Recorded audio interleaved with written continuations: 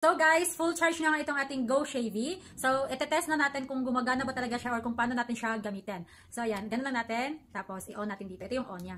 Ayan, kung may ilaw na, ibig sabihin na on na po yan. So, dahil wala nga akong, mga hair, at kakashave ko lang din ang aking, pati sa akin pa, wala din ako, hindi po ako mabuhok, as in masyado. Dito lang talaga, pero dahil kakashave ko nga lang, kaya hindi ko siya magamit. So, ititest ko siya sa aking husband. So, ayan, titingnan natin, magtatanggal ng bigote, ba tawag doon? Magtatanggal siya ng bigote. Tingnan natin, okay? So ito susubukan ko. Hangga't di mag-touch to dito, into gagana, so kailangan idikit.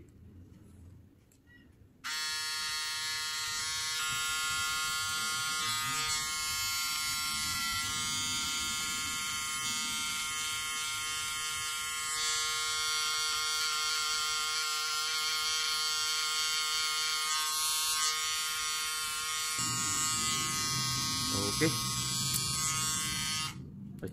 So tingnan nyo guys, pag wala po siyang natatouch na hair, hindi po siya gumagana. Automatic po siya.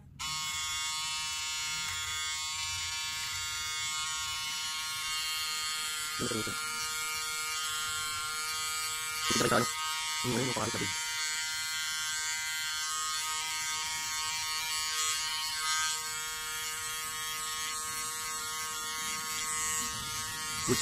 Okay.